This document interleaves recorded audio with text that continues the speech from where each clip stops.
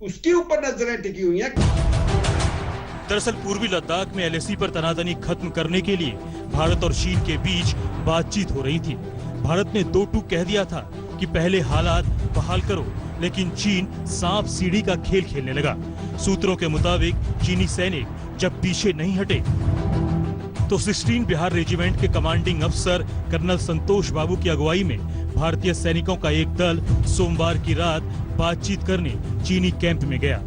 भारतीय सैनिक बिना हथियार के वहां गए। सूत्रों के मुताबिक बातचीत के दौरान चीनी फौज अचानक उग्र हो गई।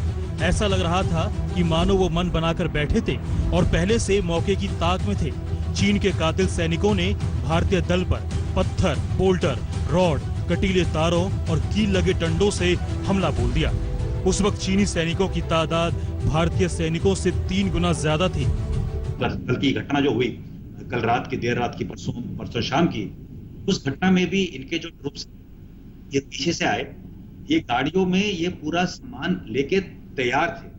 ये किसी मंसूबे से आए थे और यही मैं बोल रहा हूं और जो बाकी विशेषज्ञ बोल रहे हैं, ये एक सब टैक्टिकल लेवल पे विश्वासघात है। जबकि आपकी बात 6 जून को हुई एक लेफ्टिनेंट लेवल, उसके बाद इन चीजों को थोड़ा पीछे। चीनी सैनिकों के हमले में जख्मी कमांडिंग अफसर कर्नल संतोष बाबू को लेकर कुछ सैनिक किसी तरह वहां से हट गए, लेकिन सूत्रों के मुताबिक कई घायल सैनिक वहीं फंस गए। सूत्रों के मुताबिक करीब 40 मिनट बाद एक मेजर और एक कैप्टन की अगुवाई में भारतीय सैनिकों ने जोरदार पलटवार किया। 43 चीनी सैनिक मारे गए। सूत्रों के मुताबिक भारत का जवाब इतना तगड़ा था कि इस घटना में चीन का भी एक कमांडिंग अफसर मारा गया, जो कि झड़प की अगुवाई कर रहा था। शुरुआती हमले में जरूर भारतीय सेना को नुकसान हुआ, लेकिन उसके बाद भारतीय सैनिकों ने भूखे शेरों की तरह चीनी सेना पर हमला बोल दिया और अब तक की जानकारी के मुताबिक चीन के 40 से ज्यादा सैनिक मारे गए हैं। भारतीय सेना को भी अपने 20 सैनिकों को खोना पड़ा, जिसमें कमांडिंग ऑफिसर भी शामिल हैं।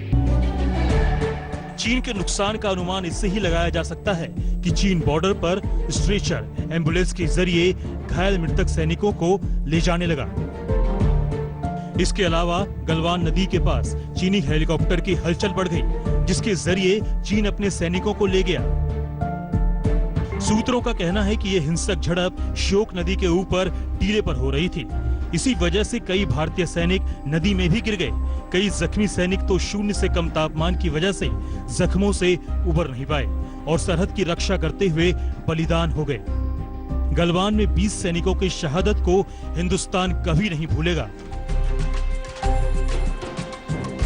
चीन ने बेशक अपने नुकसान पर खामोशी की पट्टी बांध ली हो, लेकिन भारतीय सेना ने अपने आधिकारिक बयान में साफ कर दिया है कि कितने सैनिक वीर गति को प्राप्त हुए हैं।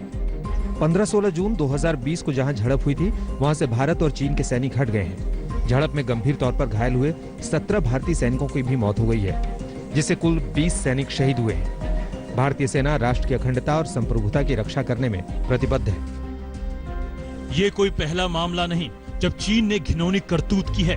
हिंदी चीनी भाई भाई का नारा चिल्ला चिल्ला कर चोचलेबाजी करने वाले चीन ने 1962 में भी पीठ में खंजर घोंपा था। 1962 में भी चीन ने यहां गोरखा पोस्ट पर हमला किया था। 1967 में नाथुला दर्रे के पास टकराव हुआ। 1975 चीन ने अरुणाचल के तुलुंग में हमला किया। 1987 तवांग में दोनों देशों के बीच टकराव हुआ। 2017 डोकलाम में 75 दिनों तक बेवजह भारत से पंगा लिया, हालांकि बाद में उसे पीछे हटना पड़ा। भारत और चीन के बीच विवाद का इतिहास बर्फ की तरह है, जिस पर बस उम्मीद फिसलती है, नतीजे नहीं। चीन का अड़ियल रुख और विस्तारवाद की नीति उसे कहीं का नहीं छोड़ेगी। ऐसे में शी जिनपिंग अपनी आंखें खोल कर देख लें कि ये न्यू इंडिया है। अगर छेड़ोगे तो छोड़ेंगे नहीं। लद्दाख से श्वेता सिंह, धारचूला से मंजीत सिंह नेगी के साथ शिव अरोर, दिल्ली, आज तक।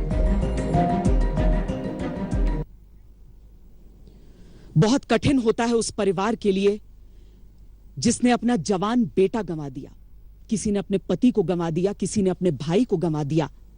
सब सवाल पूछ रहे हैं चीन से और चाहते हैं कि भारत सरकार इन बलिदानों को